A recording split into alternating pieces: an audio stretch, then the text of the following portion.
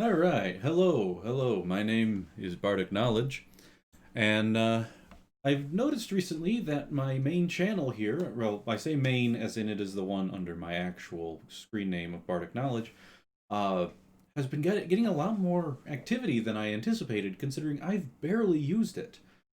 I've actually been doing a lot more with my gaming channel, Game Start, which let me just do this real quick. I've got some links there. So got a whole bunch of stuff here. There's the full screen cam. Yep, game start. But so tinyurl.com/bardicgs with the B, G, and S all capitalized. If you're interested, I've also got a Twitch channel. Didn't realize my collar was still popped up. Um, but like I said, I didn't realize my channel was actually being uh, viewed as much as it is until I switched over from uploading a video on GameStart, and I saw that I'm getting about 28 visits a month to my channel, and it's like, that's interesting. So, what I'm going to do is I'm going to start using this channel a bit more often in an attempt to get my voice out there for people to hear it. That's actually the main reason why I started GameStart, was because I wanted to get my voice out there because I want to be a voice actor someday. Well, I should say a professional voice actor, because I have done a few amateur voiceover stuff, mostly for my dad. If you look up New Venture Games, he's actually had a few Kickstarters that I've narrated the video for. But rather than just rambling on, despite the fact that I named this particular scene in OBS as Bardic Rambling, uh, I'll explain what I'm planning on doing with this particular channel. Is I'm going to have just turn on my camera, record me however I happen to be, either just before I'm recording something else or when I just get home from work, and add on. I'm going to either read just something that I want to off of the internet, like either a scene from a fan fiction I enjoy with me attempting to do character voices, or like what I'm going to do after I'm done with this explanation, read some old poetry, or new poetry, depending. Or I will sing. I'll find some song, either put on my headphones or uh, something, and sing along with it to the point where so that you don't hear the music that I'm hearing. You just hear me sing, which is going to sound really weird for a couple of reasons. One of which being there won't be any music in the background for you to hear. The other being I might be a little off key at times, or I will sing harmony and you won't be able to hear the original unless you look up the song yourself. I may also do kind of reactiony videos like Mark does for Mark Does Stuff. And by that I mean Mark Oshiro of Mark Does Stuff. Great guy and support his stuff. Uh, and in that case, I will do a similar thing of I'll be watching it with headphones on and I won't actually have it in the picture because copyright stuff. And I don't want to run afoul of copyright stuff. I had a weird thing with Chrono Trigger on GameStart where it called like the background music for the Black Omen, which is just called the Black Omen, triggered a copyright for this recording company that I've never heard of. Uh, but it called it the Black Dream. It's like that. I've never heard of that song either. I googled it, and there's no song by that name. So I don't know what happened there. The recording company was sent a thing when I contested the copyright strike, and they never said anything, so it went through anyway. But anyways, I have been rambling for almost 5 minutes now, which I did not expect to be doing.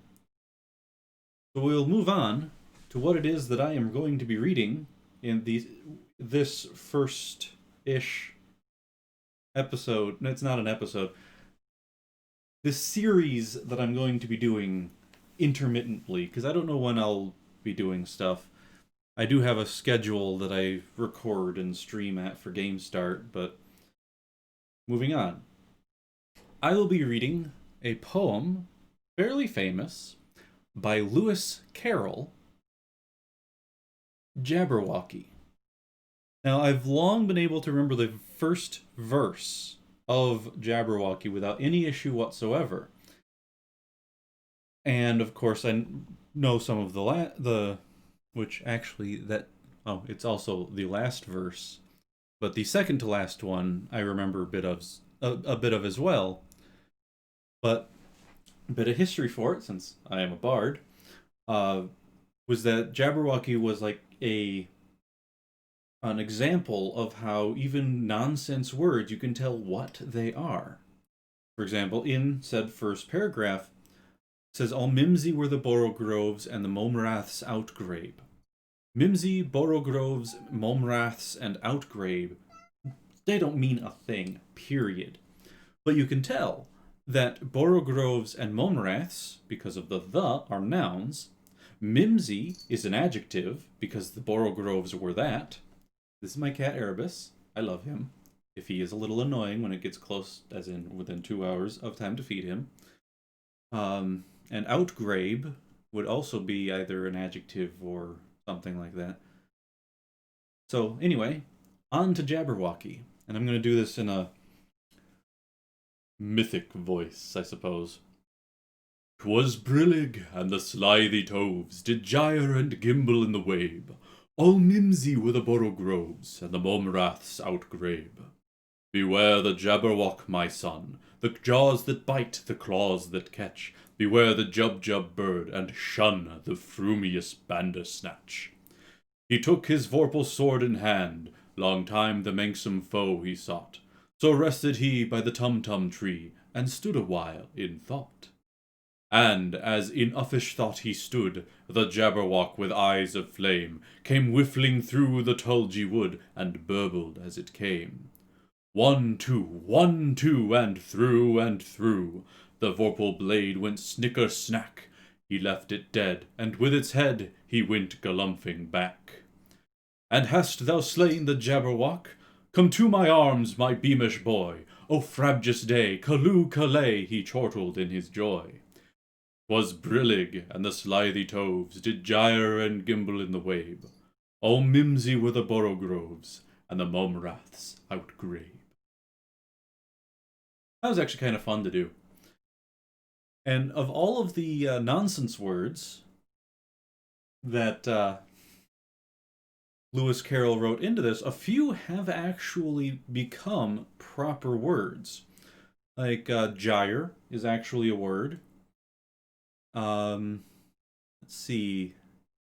There was also Vorpal, which is mostly known in Dungeons and Dragons as the enchantment that you give a sword so that when you critical hit with it, it will immediately decapitate whomever you've hit with it. Yeah.